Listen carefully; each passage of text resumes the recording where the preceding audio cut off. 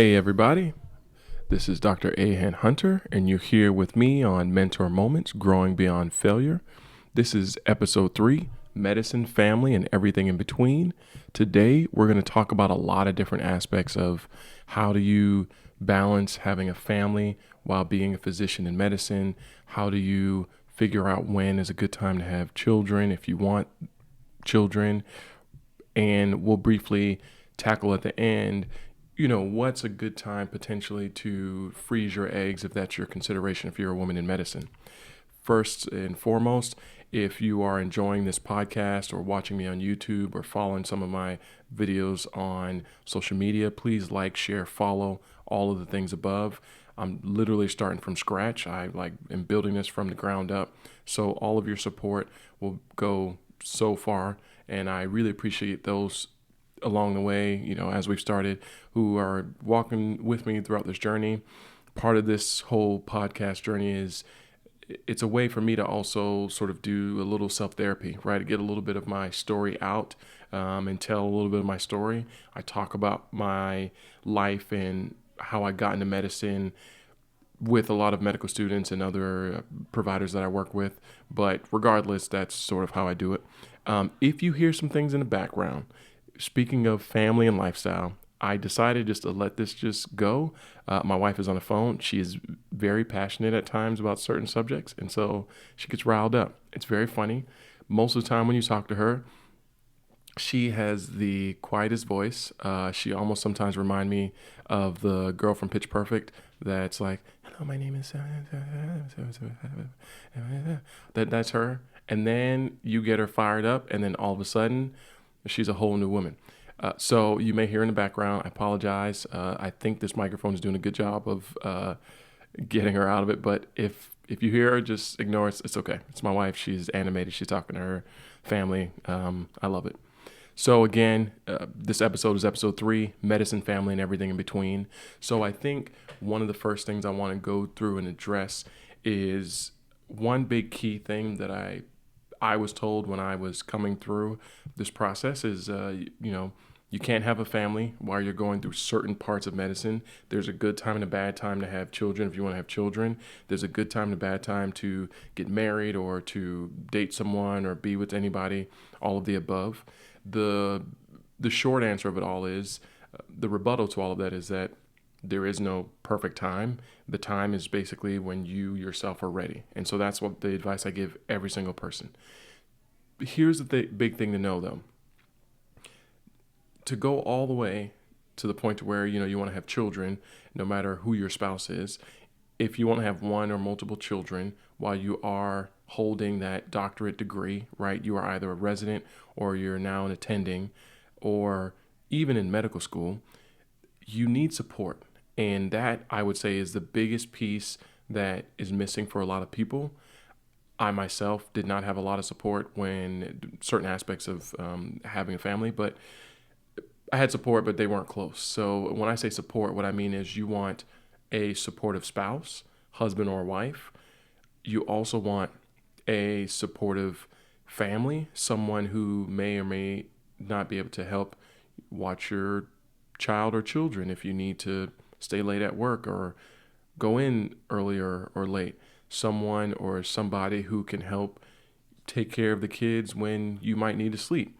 In OBGYN, we do night call, right? So there's certain situations where I have to work overnight. So who's going to be with the child or the children while you're working overnight? The big thing and the big advice that I would give everybody is that all of us right now, if you're either thinking about medicine in medical school residency or now in attending, many times other people will vent to you about their job, right? My job is so hard. I do this thing, I do that. I have all of these various issues going on at work. I can't believe it goes like this. And I think as physician, it's probably one of the hardest things to sit and hear other people vent when no one understands, other than other physicians, the hurdles and the work that we have to put in on a daily basis. And it seems silly that even from the start of med school, when you're studying for so long, I personally used to put in, I think I used to do 8 to 12 hour days, Monday through Saturday and maybe a 6 hour day on Sunday. And I was like relentless for 2 years in a row. And I did all that just to be in the middle, right? Like I had to put in so much extra work just to just be right in the middle, not the top. I was surely not going to be the bottom. So I had to do just that just to get to the middle. And there were so many sacrifices I had to make to get there. But it's hard for many to understand if you haven't been in that place. So my biggest advice is do not compare your specialty, your struggles to someone else in a different field or a different specialty. It's a lose-lose situation. If you have a spouse, I think it's okay to vent about work and what's happening at work, right? You just need to be able to vent somehow. You got to be able to get your frustrations out somehow. But I don't think comparing my life to their life, woe is me, my life is worse than yours. I don't think that's helpful, nor is that supportive at all on either sides. And so I think sometimes when you have a spouse, you both have to sit down and understand and come to an agreement that as the physician on this side of the table, you may not be there for things, right? You may not be there in a situation where there may be a birthday party, a wedding, an anniversary party, a outing or event, a church function if you go to church, or if you are of any other religious organization, any type of religious events. You may miss things, and your spouse has to understand that that's okay, right? Your spouse has to understand that it's totally fine to not be there for every single thing. That's why the two of you are what they say yoked together. The two of you are one. You are one entity. So one person could represent the both. So you always have to have that one person who can carry the load when you can't in that avenue, right? We're as a couple, you're supposed to be supporting one another. And I think one of the best things that ever happened to me is that I found someone currently, my wife, who probably is one of the most supportive people I've ever been with in my entire life. This woman puts family first every single time. And she understands that I may not be home and I may not be here. But the other thing she does is she pushes me. So it's not all about work, right? She pushes me to come home and spend time with the kids. And it's not a chore, right? It's not something that I'm like, oh my God, I got to do this thing. Or she pushes me to go out and let's go out and do things, or not to just constantly just be work. Let's go. It's about figuring out ways and figuring out times to cultivate relationships with my family and my kids and my wife and my friends without sacrificing the job that I do on a daily basis. And she does an amazing job for me to help remind me of what's important and to push me to not only stand up for myself at work so that I'm not just a workaholic and I'm just constantly there and being taken advantage of, but also to remind me, that work is a part of my story, but a huge chunk of my story is really my family, how much I love my family. So to give you a better understanding of sort of where I'm coming from, I think it's important for you guys to sort of know my perspective on this, because I again, there's a lot of information out there. The internet is at your fingertips, and there are a lot of people giving out information, but don't really tell you their background, who they are, and what they do. And so, like I said before, my goal is as we go throughout this journey, I'm going to give you little tidbits about myself that I feel like validate my points and validate my advice that I'm trying to give you. So, big thing to know about myself. I am on marriage number 2. Never thought that would ever happen. I didn't intend on it. I wasn't planning on it, but here I am. So, when I was in college, I dated someone all through college. She was very supportive, and she supported me through as I got into med school. We got married halfway through medical school, and I graduated medical school on a Thursday. The Sunday before I graduated, I had a little boy, and I delivered him. I didn't want to, but I did. I delivered my son with the help of an attending there who was in my ear because I stopped mid-delivery.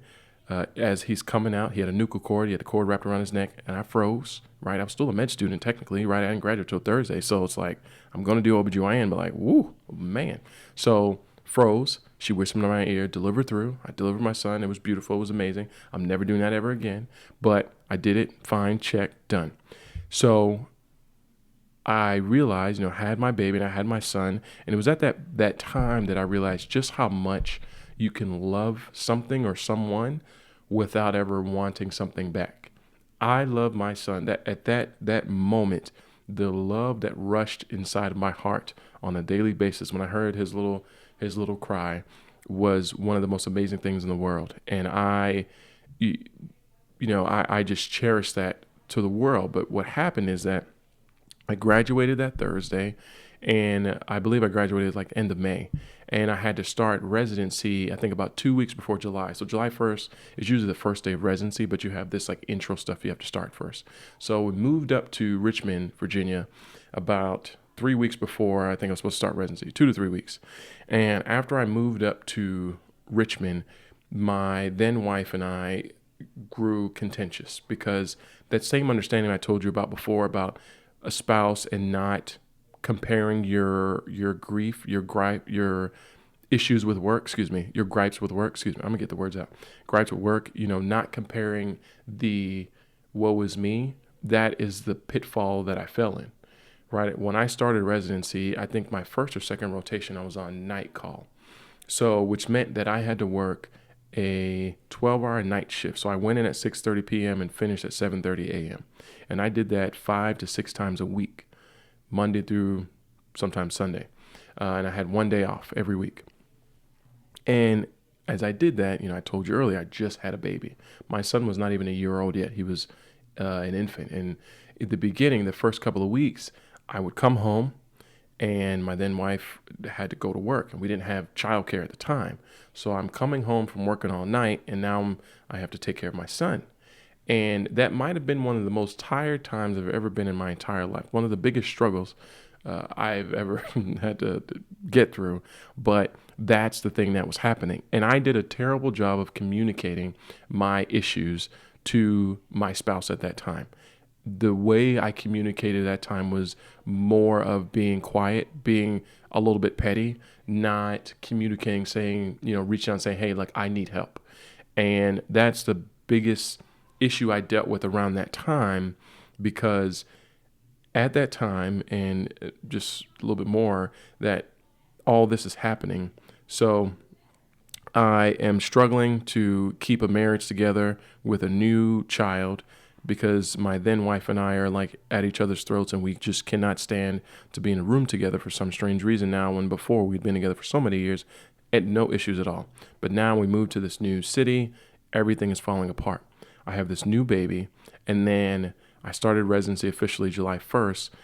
In the middle of December, right before Christmas, that my intern year, I get a phone call from a friend of mine telling me that my best friend in the world, my brother, committed suicide. And it was at that point that I just wanted to just go to like Alaska and just live without any care in the world. I just wanted to run. I wanted to go away because this is a friend of mine who had been like a brother to me. And I realized that when I was starting residency, I was a terrible friend. I didn't call him as much as I wanted to. I didn't call anybody. I was just putting my head down. I felt like I was struggling. I was like drowning the first 6 months of residency. Like I was just trying to figure out how to make it. I was trying to find my place in my program because at the time it was me and one other guy. And so it's 2 guys and 22 other women, female physicians, and I'm trying to navigate that space, trying to figure out how I fit in that space. And I am just on the struggle bus, like the true struggle bus. And I did not understand how much I needed help from family, friends, and even therapy. So needless to say, we'll talk more about this later, but I went to therapy. I went to individual therapy, went to marriage counseling for a second. It was not helpful at all. The counselor was not great. But I went to marriage therapy and I went to personal counseling that was actually offered through I think it's EAP program through residency, which is fantastic. They help get you set up with sessions and everything. And I think that by itself, that and the grace of God, like got me through my intern year of residency. And I felt like after that, then I just, when you're at rock bottom, only way you can go is up. So I'm now separated from my wife, trying to figure out how to almost be a single dad. My mom, who's one of the most amazing people in this world, comes and lives with me. She comes and stays at my tiny little apartment. It was a tiny 2-bedroom apartment that I had. I think this apartment was like 700 square feet, tiny. Couldn't afford nothing else. And my mom comes stays with me, and we get some bed from somebody because I don't have money to buy another bed for her to sleep on. So we get some bed, and she actually stays in the room with my son. And my mom watches my kid because I couldn't afford childcare at the time because of certain situations, things that were going on. He wasn't daycare, but we had to take him out. And so my mom stays with me as I'm trying to get back on my feet while I'm like, I'm an MD, right? I'm a doctor. I'm seeing people on a daily basis. But when I leave work, it's like my world is in shambles and I'm just trying to pick up the pieces every single day. And I one day just finally just broke down and I think I just cried. I was like, what in the world? Like, what is happening? I'm gotten to the point where I'm living this dream and I'm delivering babies. I'm doing surgery. I'm seeing things I've never seen before in my life. I've gotten too close to the mountaintop, right? I'm not quite at the mountaintop because I'm working for somebody else right now, while I was resident, but I'm getting there, right? I can see the top, but it's like, as I get closer to the top of the mountain, more and more weight is being put on my shoulders. And I feel like I'm just struggling just to make it a step at a time.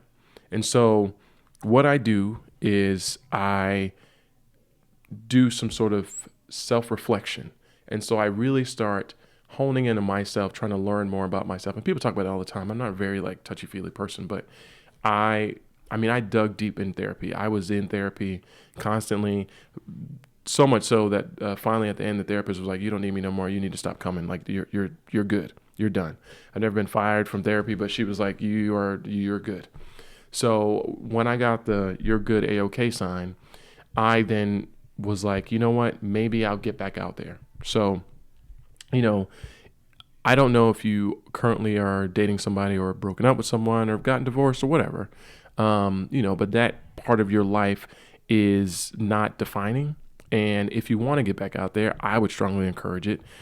Right now, if you ask a lot of people in training or early in their careers in medicine, those who are single and they're trying to figure out how to go about dating, the one thing that I've seen many, many people do is to go on apps, right? Dating apps.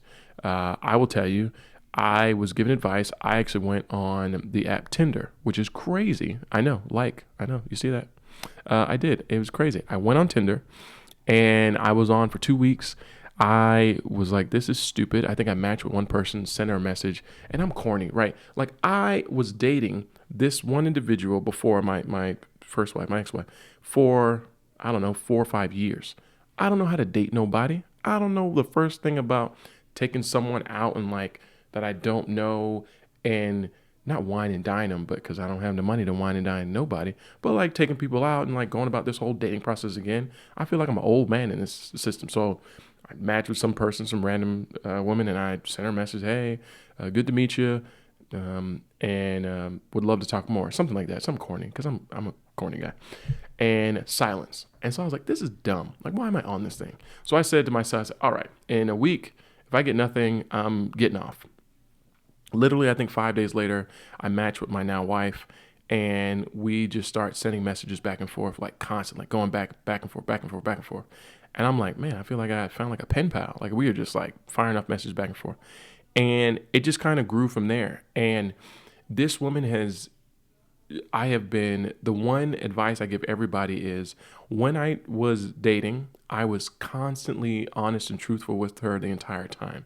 She knew I had a kid. She knew that I had an ex-wife. She knew all of this baggage stuff that I was dealing with. I didn't give her everything, right? I can't give all that on the first date. People will leave in a heartbeat. But I told her, and because I wanted to be honest, I didn't have time to not date with purpose, right? I wasn't going out here to date to just fool around. That's not my personality. I don't even know the first thing about doing it. I think I would be taken advantage of more so than me trying to take advantage of somebody. Like I just don't. I can't do that. That's not my makeup. So I wanted companionship. That's what I wanted, truthfully, honestly. And so I was out here dating to get companionship. I'm like, I need to find somebody to support me. And one of my biggest checklists. And I think checklists are crazy. I don't think you should have one. I think you should just date people and learn who they are and either fall in love with them or not love them at all and just learn to move on. I think checklists are kind of wild because how do you know what you want and how do you know what you need until you have it? You don't know what you need and what will help you until you have got it, and then boom, here it is. This will help me.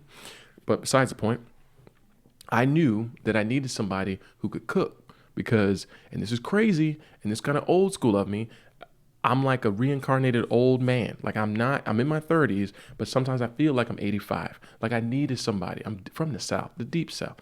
I needed somebody who could cook because I knew that though I like to cook, I don't have the time, right? I'm working a lot. It is hard to go in at work at 7 a.m. and get off at 7 p.m. and then get home at about 7:30 and then have to cook something from scratch. I don't want to do that at all. But I would prefer not to go out and eat out every single day. I don't want all these people taking my money. I would rather have food in my fridge, in my freezer that I can then cook. And so I just knew. So that was my thing. That does not have to be you. I'm old school a little bit. So if that's not you, don't let that be you. But I'm just saying I needed that. And I'm gonna tell you something. My wife now cooks like she's like 75 years old. Like she's been cooking for the last 50 years. Like she is cooked as if life needs her to be this person. I'm like, thank you, Jesus, that my wife knows how to throw down in the kitchen. I'm very appreciative. I love this woman with all of my heart and soul. But I'm going to tell you something. The moment I had a home cooked meal from her, and I tell many people this story, that home cooked meal involved mac and cheese. It involved turkey wings. It involved green beans with the little ham hocks in it, like old school ham hocks, like yeast roll. Like she cooked, she threw down. And when I tell you I ate that food and I fell in love with that woman from that moment, I think that was date number 3 or 4. But I'm eating that food like I'm Major Payne, slurping it up. Like I couldn't believe that I had found this person in my life that could cook like this. And not only can she cook, she can also bake. And not only can she bake, she's an amazing nurturer. She takes care of people. So for me, I was like, I'm not letting her go. This woman cannot leave out of my life. I'm not going to trap her in my basement because that's crazy and that's insane. But what I was going to do is I was going to intentionally give her my all, give her my whole heart, give her everything. Because if we ain't meant to be, then I don't know who is. Because this woman, this is my girl. This is my woman. It's my queen. And I dated with a purpose. And so I think you have to do the same thing. So long-winded, I'm sorry, but I feel like, I got to tell you my part of my story, right? Like how I got to where I am. So I'm married now. I have my wife. I have 3 children. They are all my kids. Yes, is one of them my bonus daughter? Yes, the oldest, but she is my child. And so I have 3 kids. Oldest is a girl and 2 younger boys, 7 and 2. They may be older by the time you listen to this later, but that's how old they are today. And I love my kids to death. My kids are my family, and not just my kids. My family is one of the greatest things, the greatest accomplishments I will say I've ever had. And it seems crazy, like the thing you had to do to create a child, that's an accomplishment. No, but like getting my kids to where they are now, to where they are so intelligent, where they are learning to become self-sufficient, where they learn that love comes from the family. Like I every night I read to my boys. Every single night I read them a book that I'm home. Every single night I give them a kiss goodnight and I tell them I love them. Every single night I give them a hug, and when I see them, when I come home, like I want to be intentional about how much I love them. And I think if you want to do that, if that is your strong desire in medicine, then you just have to do it. There is no great time. You could do it when you're in med school. You can do it in residency. You could do it as an attending. The thing that I will say is don't try to plan when the time is right. I think you'll know when you get to that point. But to say, okay, my third year of medical school, I think that's the time where we're going to try and have a kid. So then maybe we'll have a baby by X. Here's the thing to know, right? I'm an OBGYN. Everybody does not get pregnant immediately when they're trying to get pregnant. It takes a while. And sometimes when it takes a while, it creates a rift in relationships. And if you don't have a strong relationship with your spouse at that time, right? If you have to go through miscarriages, if you have to go through different losses, if you have to go through fertility treatments, if you have to go through all these things, that takes a lot. It's a big toll on a relationship. And if you don't have a strong relationship with your spouse, you should not be having children with that person, because you need that relationship to be very, very strong before you then decide to have children and get to the point to where you want to try and then have kids. Because not only is the trying part difficult for some people, sometimes the aftermath is difficult too. Kids aren't born perfect. Sometimes they're born with things. My youngest son was born with a cleft lip and palate. He had to have 2 surgeries by the age of 1. So like that is a lot. And that's a lot to go through while I'm now an attending. My wife is a nurse and we work a lot. And have to go through all of that while we're both working and we're trying to figure out raising our kid. Like that is a lot. And so you have to have a strong foundation first before you start laying these bricks on top. And the foundation is the spouse. And if you're one of those people who don't want kids and you think people are like making fun of you or telling you have to have kids, you don't have to have no kids. Do you. You just be with that boo and that's it. Or if you're single and you love being single and you want a dog and a cat, you do that thing. I'm not a big dog and cat person. Do I have a dog? I do. But like, I treat my dog like a dog, not like he's my child. But that's just who I am. Don't crucify me for that. That's just me. My dog is well fed. He is well taken care of. He is fantastic. His name is T'Challa. He's a little Yorkshire Terrier. He's an amazing little dog, and he is well fed and well taken care of. I'm not abusing my dog. I'm just saying I don't treat him like he's my kid, because that's not how I roll. I got 3 kids. I don't need another one. So I just think you need a very strong spouse and a strong relationship before you then decide to have children. Personal opinion. Other thing, key thing, is the perspective as far as when they have kids is different depending on who you are, right? If you identify as male versus female, whoever the one that's having the child. If you are the one that's going to carry the child, right? That is a bigger burden if you're the one that's also in training, or the doctor or the attendant. Like that is a huge burden, because now you have to deal with pregnancy, which is very uncomfortable, being up on your feet all the time and working, and then figuring out, if you're a resident, figuring out how to take the time off, the dedicated time off, to then be with your child once you deliver. If you plan on doing things like breastfeeding and things like that, or you don't have, if you're not intending on putting your kid in daycare, some sort of childcare, or instead you want a nanny or any of those things, you want to be able to have a transition period where when they do go under the care of somebody else, that you can be close by just in case they call you because I think that certain people, women and men, it depends on who you are, have this instant connection, have a hard time letting go and letting someone else take care of your kid. And if the first day you're supposed to go back to work is the first day you drop your kid off to daycare, I think it's going to be very difficult. It's going to be very hard. It's easier, in my opinion, to drop a child off to a daycare or wherever they're going to go, or have a nanny be at your house and you be close by. It's not really easing the kid into it. Kids are malleable. They can go into different situations, just make it work. Like kids are kids. But I think adults are harder to change, and it's harder to allow someone else the ability to take care of your child and give them that trust that you haven't given anybody yet, right? Like you haven't trusted anybody with your kid because that's your kid. You just had it. And now here you are dropping your child off with another person, or allowing another individual in your home to take care of your child while you then leave. So I think the transition is easier if you could be home. And this is for different spouses. And so, people have different jobs, and spouses can do things where they can take time off. Excuse me. And if you're able to take time off and you can split it to where one spouse takes 6 weeks off and then the next spouse picks up and takes another 6 weeks, I say do it like that. But I think that having that transition period is very helpful. Another big perspective is as far as like IVF, egg freezing, that kind of stuff, my big advice, everyone scares you that the age of 35 is like damning, and that if you are 35 years old, you're never going to be able to have kids. And it's like, oh my God, children are never going to happen for me. Oh Lord, I'm this old grandma, pregnant woman. First of all, let me tell you something. I have delivered somebody age 55. Yes, you heard it right. 55. Did they need IVF? Was it a donor egg? I can't give you all those details. HIPAA. But she was 55. Here's the thing I will tell you though. I don't truly believe that you have to freeze your eggs.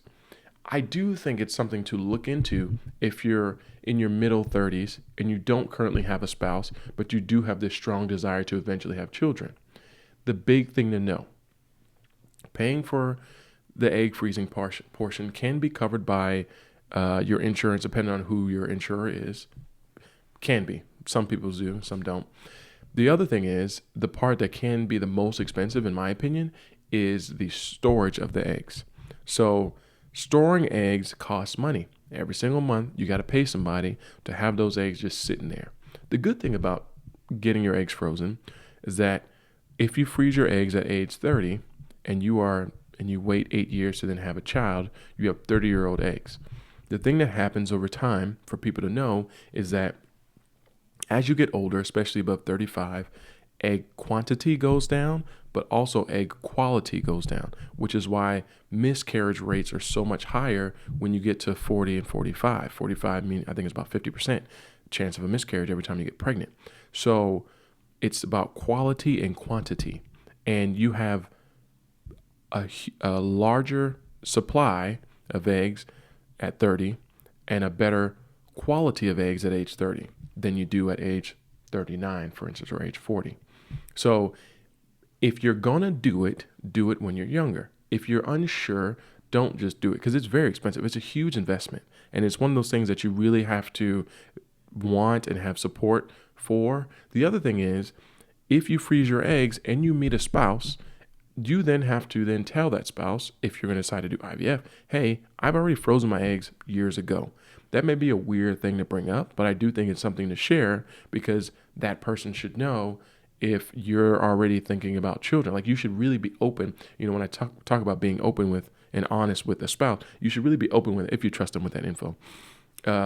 Because I think that's important to tell people that IVF is on the table, and you may not want to try the old-fashioned way at age 40, right? You may not be like, no, I don't want to have to go through having multiple miscarriages when you got not 30-year-old egg, but eggs when you were 30, frozen, ready to rock and roll, that are much better than your 40-year-old eggs, if that makes sense.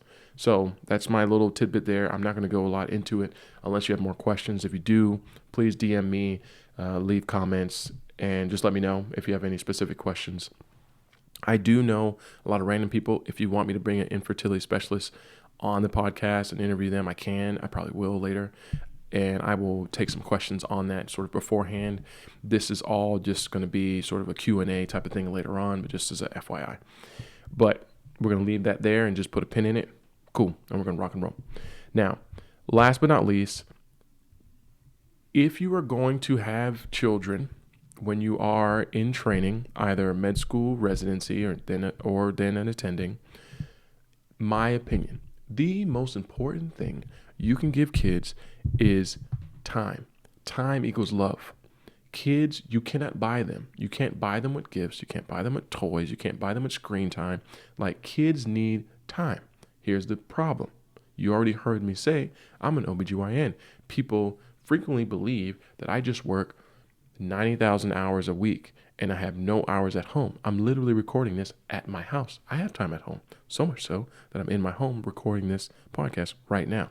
So time, yes, is of the essence. I agree, of course, but time is very important, and you have to give kids your time, and you give them the time that you have. It's not in my opinion, it's not about quantity of time, it's about quality of time.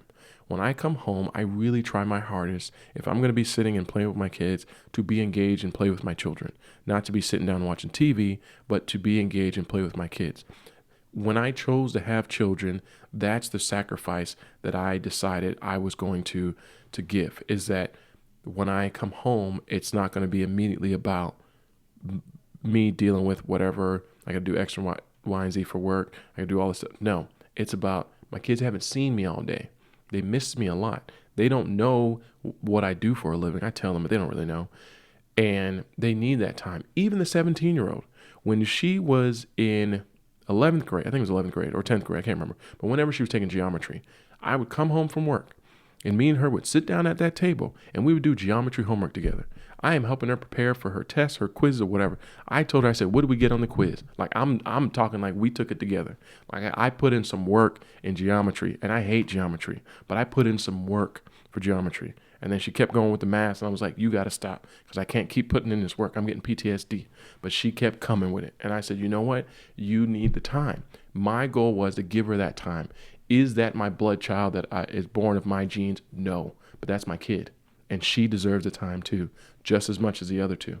And personal opinion, I do think sometimes people have kids for selfish reasons and they don't know or have the intention of giving kids that time. And I think that's when children have issues and they grow up and they have problems with so many issues. I'm not going to name them all, but have a lot of issues dealing with being in school and dealing with others. And I just personally think that if you make the decision as a physician to have kids, you have to make a concerted effort to give them that time because they deserve that. Those kids didn't ask to be brought into this world. You brought them here, and you got to give them that time to just say how much you love them and show them that love. Because I think honestly, that's why if you are able to show like how I'm trying to show my kids that I can give them that time and that love, I feel as though they'll want to maybe go in my footsteps, or maybe not. Maybe they want to accomplish something great.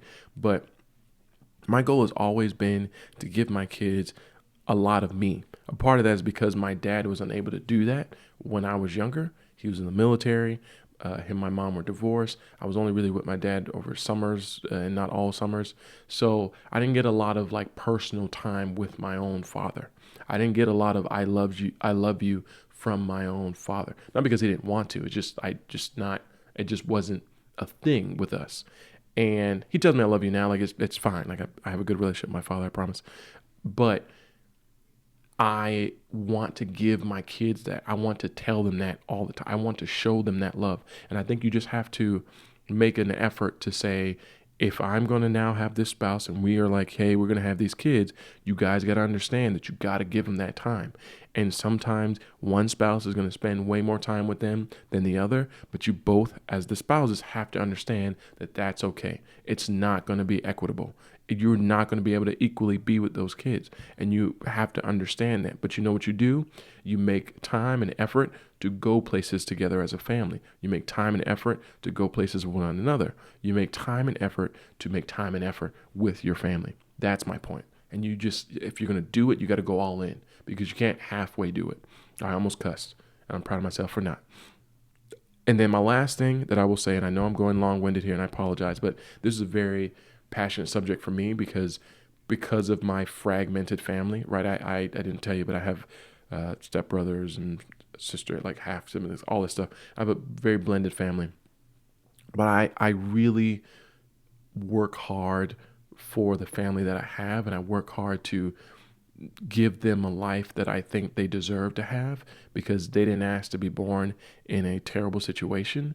And who am I to bring them in that terrible situation? Now, terrible things do happen, but like I can make a concerted effort to have a home, like a true home that my kids can call home, that when they then leave this house, they can come back to this home, right? This is their house. This is not just my house. This is their house.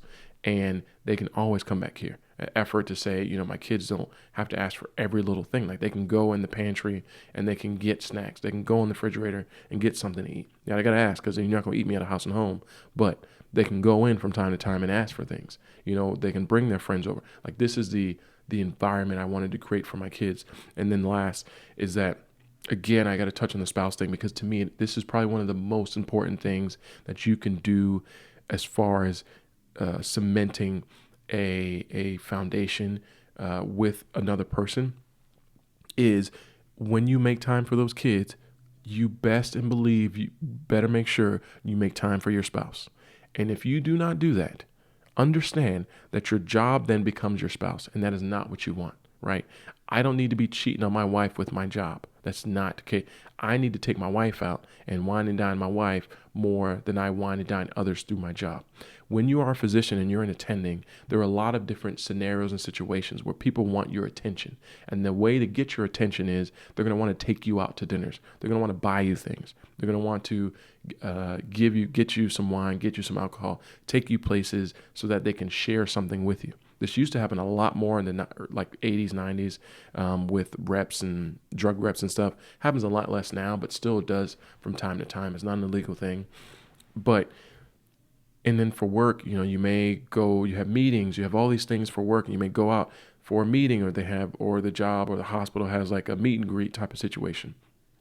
Here's the thing. Your family has to come first. Your spouse has to be number one on the list, then the kids, then the job. In my opinion, at least that's how I do it. And I think that's my way of keeping everything organized in a special fashion, so where I give my total effort. My wife gets my everything, and then everyone gets everything else. So your spouse has to be you have to constantly date them. Take them on dates. People have all these different sayings, algorithms, ways of going on a date. Every month you just go out for a date. Every 2 months you go off for a trip, like a weekend trip, and every 2 years you go away somewhere. That's one. I think someone called it the 222 rule. If I could figure out who said it, I will give them that credit, but I can't figure it out right now. Whenever I figure it out, I'll give them that credit. But there are different ways to do it. My opinion, you just do something. Just make an effort and make it consistent. Don't just think about it, go on a few dates over the next 2 months, and then go 6 months not doing anything. You have to date your spouse. You have to constantly show them your love, and then understand their love language and show them love in the ways that they like to receive love, and do what you can to make an effort. My personal opinion, because otherwise you're not going to be married for long. You will talk to a lot of different physicians who have been in this game for a long time, who have been married multiple times, because people just don't understand the assignment. And if you have someone who does, you got to give them your everything, because to then lose that, it is so hard to find it again. I think it's almost near impossible to find it again, to find someone who truly understands the assignment, understands exactly how to be a good spouse for a physician, because it's a totally different ball game than almost any other field out there. So I'm rambling. I'm going on and on. I apologize. But again, thank you all for listening. I really appreciate it. My name, again, is Dr. Ahan Hunter. This is episode 3, Medicine, Family, and Everything in Between. Thank you for joining in on Mentor Moments, Growing Beyond Failure. I really appreciate it. Like, follow, share, all the things, and tune in for episode 4.